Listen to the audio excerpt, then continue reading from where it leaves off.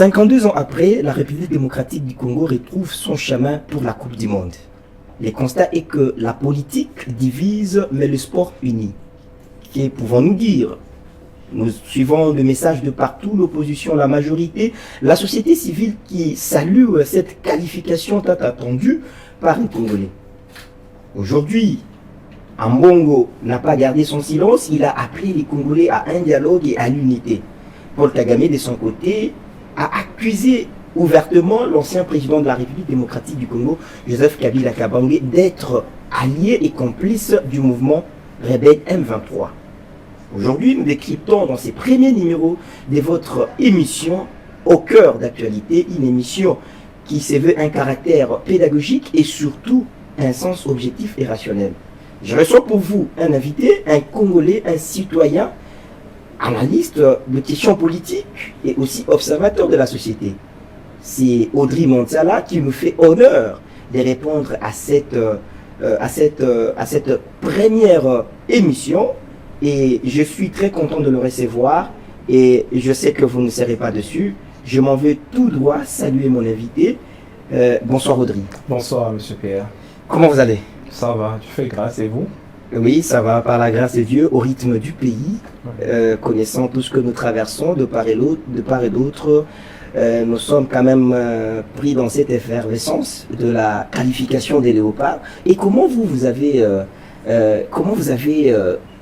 lorsque vous avez vu les léopards être qualifiés pour la Coupe du Monde, quelles étaient vos premières impressions? En tout cas, c'était une grande joie. C'était vraiment une grande joie parce que c'était un rêve. Aujourd'hui, c'est une réalité. La Coupe du Monde, c'est la plus grande compétition. Ça réunit toutes les grandes nations. Et au niveau africain, vous savez, c'est pas tous les pays qui y vont, mais aujourd'hui, nous sommes parmi ceux qui ont travaillé dur et nous sommes là. En tout cas, c'est vraiment une joie et une fierté nationale. Une fierté nationale après 52 ans. Certaines de nos mères n'ont pas connu la première Coupe du Monde en 1974. Aujourd'hui, nous serons très joyeux de voir et de suivre ensemble cette grande messe mondiale dans le monde sportif. Alors d'abord, comment vous allez-vous en tant que Congolais? Comment vous allez? Donc, vous parlez de ma santé, comment je vais ou par Oui, justement, votre santé, comment vous allez et comment aussi va la République? Personnellement, je vais bien. Comme je disais tantôt, Dieu fait grâce, on tient le coup. Et la République, je ne dirais pas que la République va bien. La République est malade. Mais nous espérons toujours, par la grâce du Seigneur, que les choses vont s'améliorer. Vous savez qu'en politique, ce n'est pas une question de Seigneur, Dieu, c'est la politique. La politique, ce sont les compétents qui résistent et les puissants. Parce que si nous avons un discours tel que Dieu va faire, Dieu va agir, le Seigneur est avec nous, je crois que les politiciens vous diront que c'est une perte de temps. Bon, il est vrai que c'est une émission politique, mais nous devons toujours savoir que nous avons une identité à défendre.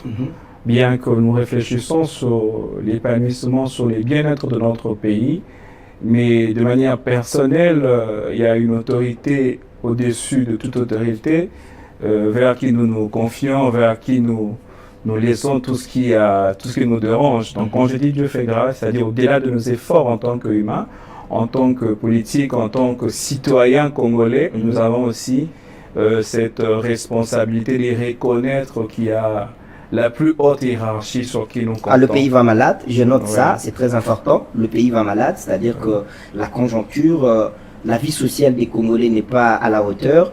Parfois, pour dire que les dirigeants ne sont pas attentifs aux cris de la population, quelque part. En tout cas, cher Pierre, moi je pense que, disons que les dirigeants ne sont pas attentifs, ça il faut le dire, mais aussi ils sont ailleurs. Ils sont ailleurs, nous sommes Congolais. Ils sont dans le football. Voilà. Le football, ce n'est pas une mauvaise chose. C'est une fierté nationale lorsque on met l'énergie pour faire évoluer ces secteurs-là. Vous savez, aujourd'hui, si nous avons la jeunesse, nous avons la délinquance juvénile, c'est aussi parce que ce secteur est négligé. Vous savez, il y a des talents, les jeunes qui ont du talent, mais ils ne sont pas encadrés. Alors, si l'État devait encadrer ces jeunes-là, le fusque dans le secteur du football, en mettant vraiment du sérieux, ça peut diminuer considérablement la délinquance juvénile. Mais si nous devons parler de manière globale, les dirigeants sont où? Nous vivons à Kinshasa, nous voyons comment les situations sont coupures difficiles. À chaque d'eau. fois qu'il y a une pluie, vous devez être inondé. Il y a des gens qui perdent des véhicules. L'insécurité qui bat son plein. Je vous dis, en tout cas, les dirigeants sont vraiment... Mais malgré qu'ils sont ailleurs, vous ne comprenez pas que le sport, en quelque sorte, a réuni tous les acteurs politiques. Vous avez suivi le porte-parole du gouvernement Randi qui a même salué la qualification des Léopards. Est-ce que le sport ne doit pas être une opportunité pour réunir tous les acteurs politiques autour d'une table? Normalement, cher Pierre, les sports n'ont pas de couleur politique, les sports n'ont pas de race, mais moi je trouve que c'est de l'hypocrisie. La RDC est qualifiée, les Léopards sont qualifiés pour la Coupe du Monde, c'est une grande réussite. Alors, n'est pas féliciter les Léopards fait de vous quelque part, disons, un jaloux. Tous ceux qui félicitent les Léopards ne sont pas avec nous forcément. Okay. Et puis, je ne pense pas qu'aujourd'hui, à voir l'actualité et à voir ce qui se passe sur la toile, je ne pense pas que les foot réunissent les gens. Non, je ne pense pas. Alors, c'est un semblant que les acteurs politiques c'est un semblant parce que... Vous avez suivi Moïse Katumbi qui a dit que les Léopards ne seront pas 11 sur terrain, ils seront plus de 100 millions de Congolais qui seront sur terrain au Mexique lorsque nous avons joué face à la Jamaïque. Bon, déjà, disons que M. Katumbi, c'est quelqu'un qui aime le sport. C'est dans son secteur, vraiment. Oui, en dehors du fait qu'il s'attend politique, mais il aime le sport. Mais de manière générale, beaucoup de politiques pensent que cette réussite fait partie de la réussite du régime actuel et que lorsque on proclame haut et fort, ouvertement, que c'est une réussite, on pense qu'on jette le fleur directement au président de la République et au régime en place. Mais vous savez qu'il est aussi difficile de dédouaner de cette victoire parce que c'est lui, l'histoire parlera une fois que c'est sous le règne de Félix Tshisekedi que nous avons eu une qualification à la Coupe du Monde. Bien sûr, mais moi je vous dis que tout est question d'organisation. Tout est question d'organisation et de volonté.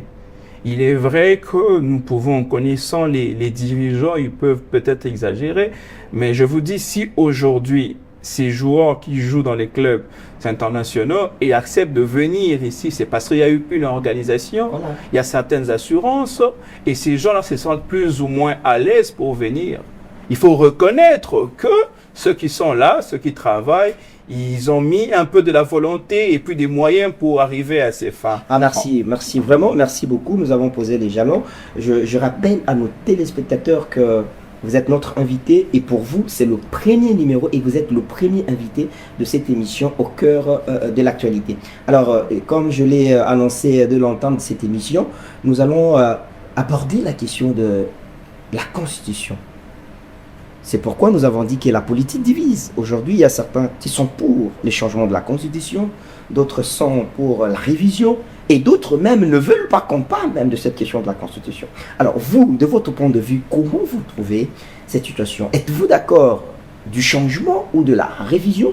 Ou soit vous êtes de cette catégorie de personnes qui disent que la Constitution est parfaite, notamment Modeste Bahati, qui a été éjecté de son poste de deuxième vice-président du Sénat. Alors, de votre point de vue, comment vous trouvez cette question?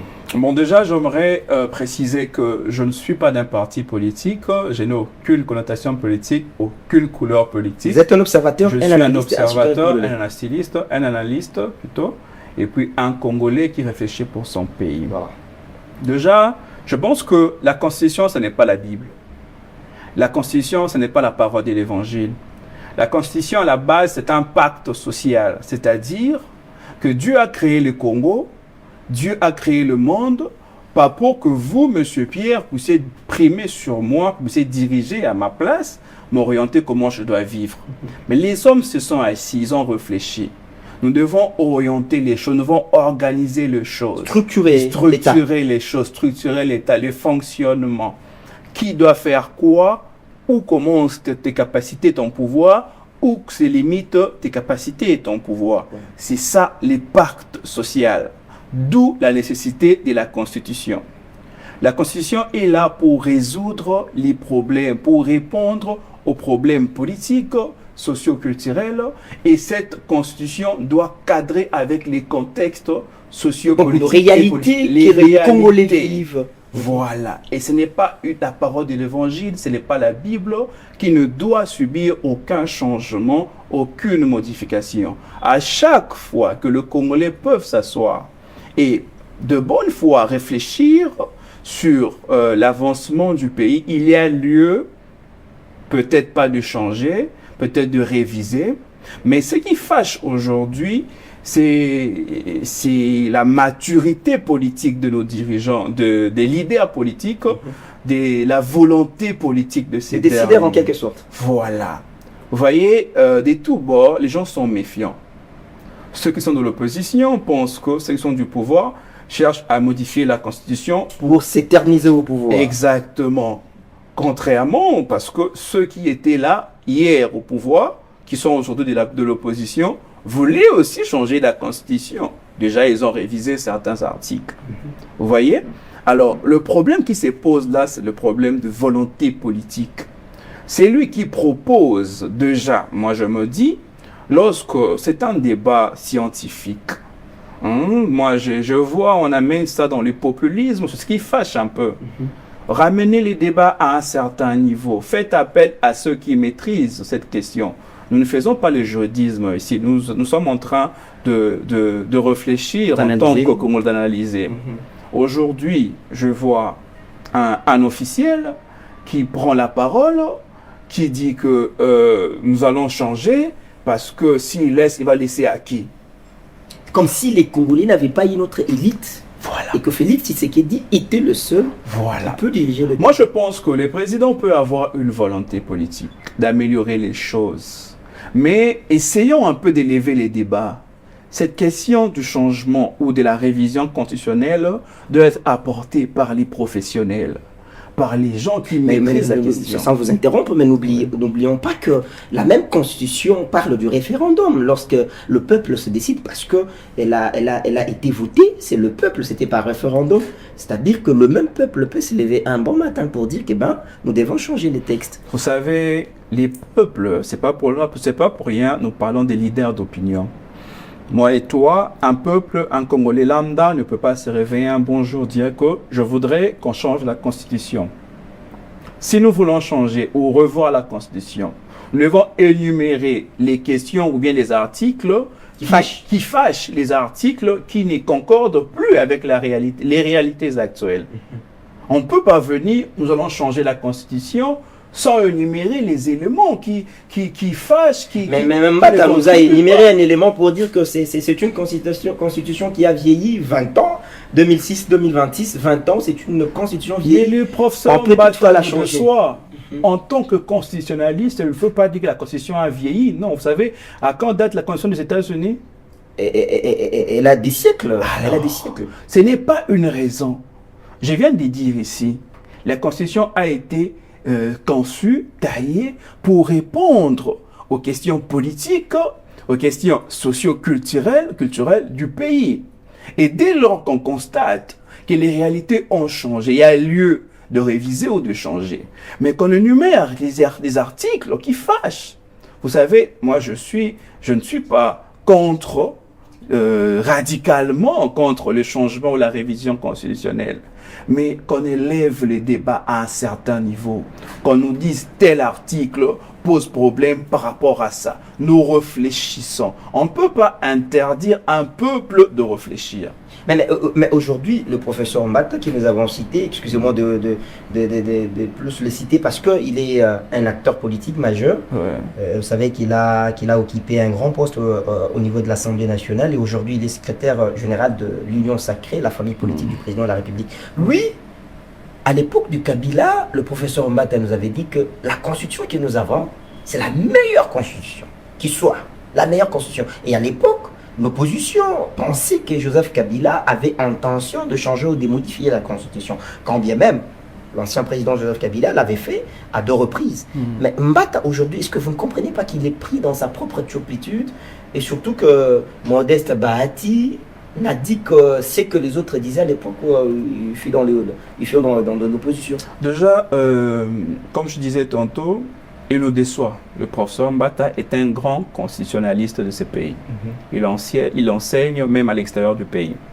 Mais vous savez, moi je me dis, lorsqu'on fait du politique, de la politique politicienne, ça pose problème. Voilà. À un moment donné, nous devons enlever cette casquette de politique, revenir dans notre casquette de scientifique. Vous savez, il y a certaines questions qui nécessitent qu'on enlève la casquette politique et réfléchir en scientifique. Je vais évoquer la question de M. Bahati, l'ancien deuxième vice-président du Sénat. Vous savez que c'est un leader d'opinion, c'est un leader politique. Dans la famille politique Union Sacrée, ce n'est pas un militant, non, c'est un partenaire. L'UDPS doit arrêter de marginaliser, doit arrêter de fragiliser la structure en frustrant certains acteurs. Ils doivent considérer leurs partenaires. Vous savez, ils peuvent mettre un avis en tant que partenaire. C'est vrai qu'ils sont dans une famille politique et qu'ils doivent suivre une ligne de conduite. Mais est-ce que la ligne de conduite a été donnée? Moi et vous ne le savons pas. Mais si elle n'a pas été donnée, un Congolais, un leader d'opinion peut réfléchir.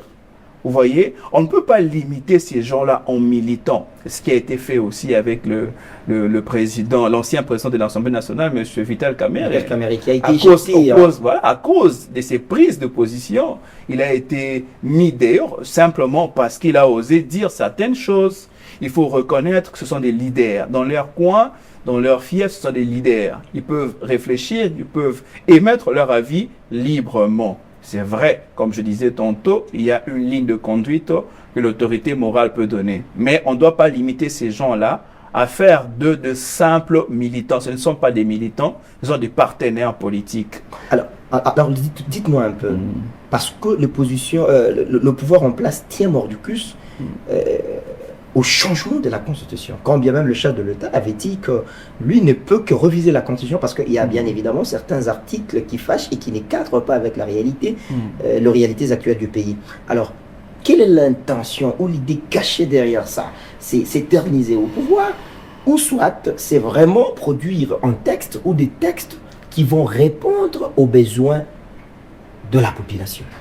Oui, cher Pierre, je ne veux pas réfléchir à la place du président.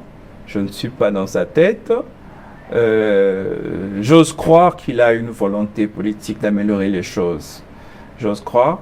Mais ce qui pose problème plus, c'est son entourage. Vous avez vu au Palais du Peuple, parmi les affiches qu'on a mis là sur le Palais du Peuple, l'un des affiches, on écrit président Tshisekedi Tina 3. Là, c'est les ministres de sport qui avaient. Les droits. Ils veulent parler de quoi? 3-3, bon, c'est politique. Ce n'est pas le troisième mandat. Probablement.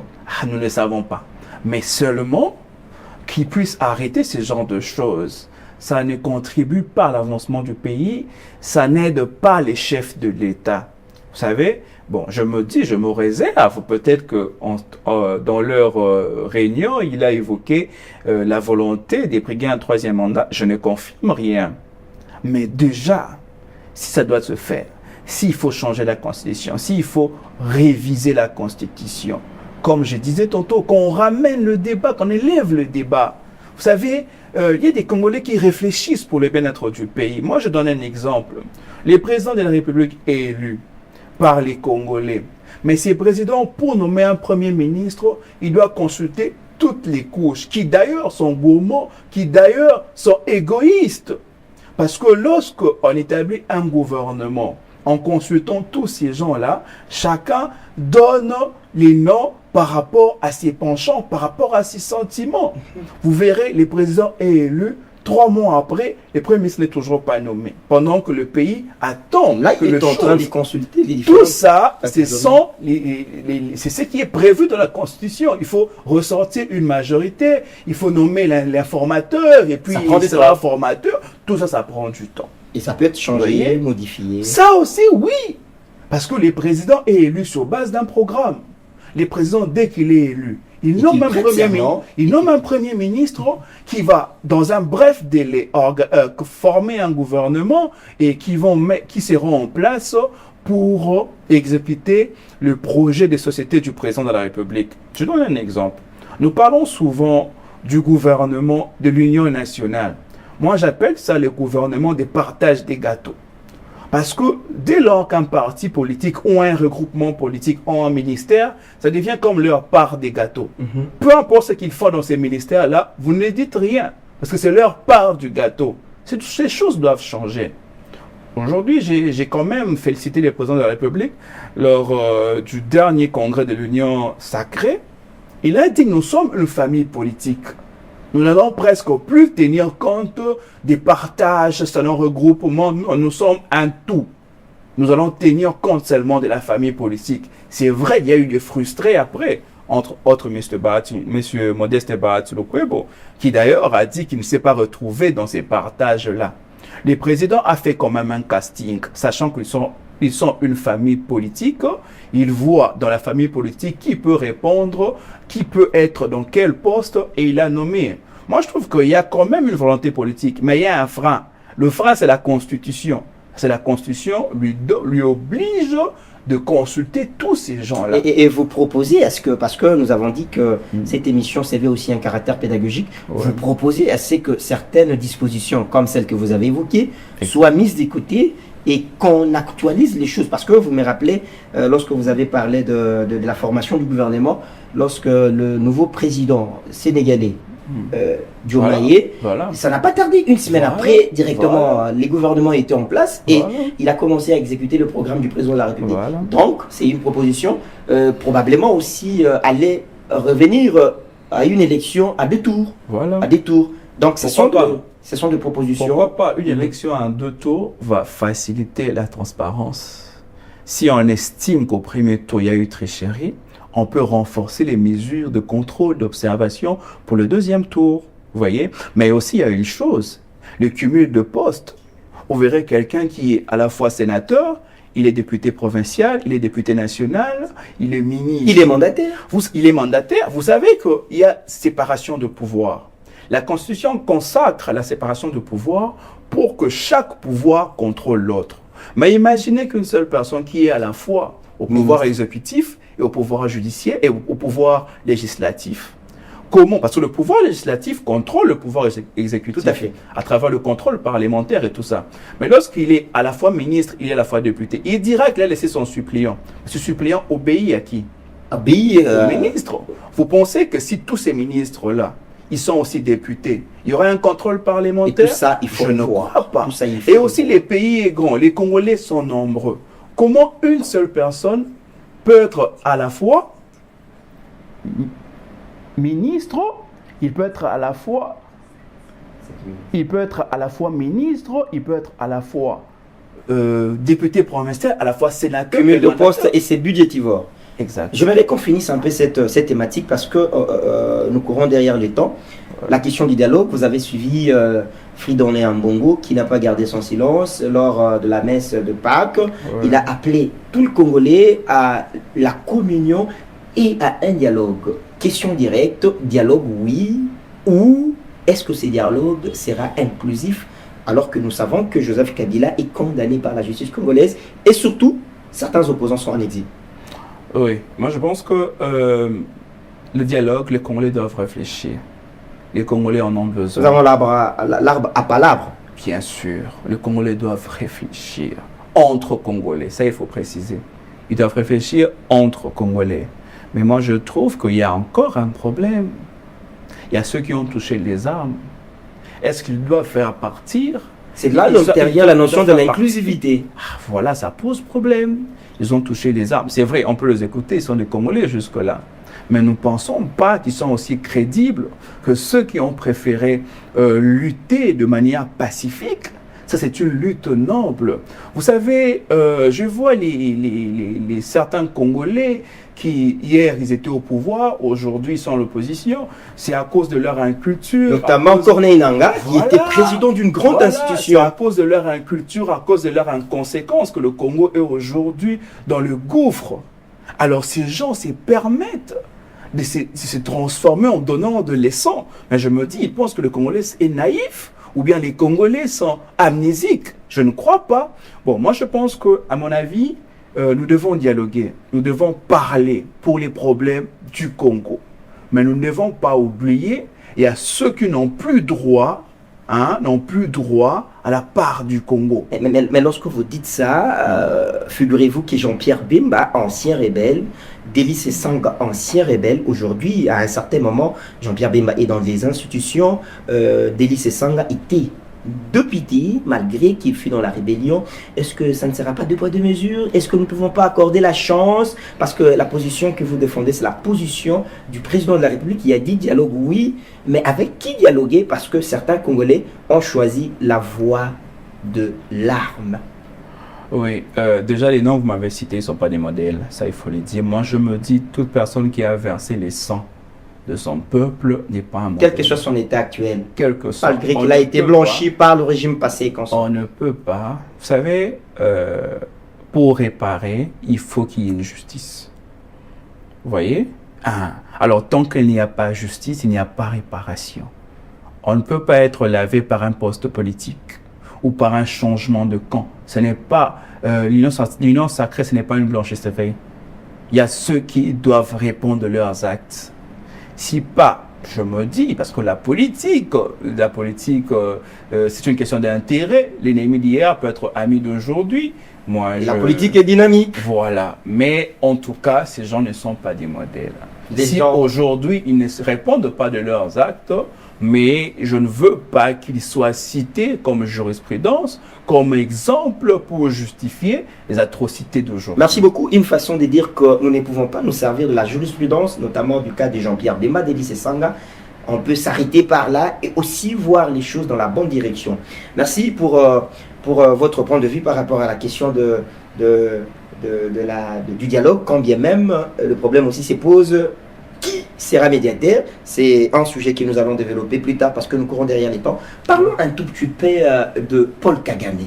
Paul Kagame qui, aujourd'hui, sans détour, parle à la face du monde que le problème que la République démocratique du Congo traverse aujourd'hui, c'est un problème qui est lié à Joseph Kabila, l'ancien président, les M23. Alors que Félix Tshisekedi, à l'époque, avait dit que le chef de ces mouvements, c'est Joseph Kabila. Est-ce que nous pouvons dire que Paul Kagame, ses propos sont venus renforcer la vérité qui a été dite par le président Félix Tshisekedi? Oui, vous savez, je crois que sur le plan diplomatique, il y a lieu de féliciter les présidents de la République. Chapeau baline, oui. Qui a chandé la lune. Sur le plan diplomatique, je précise, sur le plan diplomatique. Quand bien même le pays est malade. Il y a lieu de féliciter les présidents de la République. Monsieur Kagame était une sorte de flic pour les Américains dans l'Afrique centrale et pourquoi pas pour toute l'Afrique. Alors aujourd'hui, les paradigmes ont changé. C'est dû à quoi? C'est dû à une grande volonté politique du régime actuel. Mais le président Kagame est dos au mur. Le président Kagame se sent abandonné par ses alliés. Vous savez, si vous suivez ses anciennes interventions, ses anciennes émissions, vous allez voir qu'il parlait avec arrogance. Avec intimidation, il ne craignait personne. Le temps a changé. Le menace existentielle pour lui. Le temps a changé. Le Rwanda ne représente rien face à la RDC. Et si le Rwanda vit, c'est grâce à la RDC. Il est importateur exportateur de l'or, du coton. Premier producteur du coton dans les mondes. Ils en ont chez eux? Non. Ils dépendent de la RDC. Alors aujourd'hui, ils se sont dos au mur avec les sanctions et tout ça. La stratégie politique a changé. Et moi, je me dis qu'il ne les fait pas par plaisir, non. Et M. Kabila, si aujourd'hui il est cité par le président Kagame, c'est pas parce qu'il veut qu'il soit cité, non. Ils sont tous dos au mur. Le président Kagame voudrait que le monde entier sache, parce qu'il a toujours dit que l'AFC, l'M23, c'est un problème congolais. Alors, il cite un ancien président congolais qui rejette en bloc ces accusations. Il dit que ce sont des accusations fausses. C'est une stratégie politique pour appuyer ses propos. Il a toujours dit que le M23, l'AFC, c'est un problème congolais. Il a même dit, lors de son interview, qu'il ne peut pas fermer la porte à un Congolais qui voudrait passer par chez lui pour résoudre ou bien pour affronter les problèmes congolais. Vous voyez, c'est une stratégie politique. En quelque sorte, est-ce que Paul Kagame, comme vous l'avez dit, qui se sent coincé, est-ce que ce n'est pas une façon de demander un dialogue de manière implicite, demander un dialogue au président Tshisekedi? Je vous dis, aujourd'hui, ils n'ont pas un autre moyen pour sortir. Ils sont dos au mur. Le monde entier sait ce qu'ils ont fait au Congo, les atrocités qu'ils commettent chaque jour. Aujourd'hui, le fait pour eux, vous savez, même quand ils avançaient, quand ils prenaient un territoire, une ville, ils disaient toujours que nous voulons dialoguer.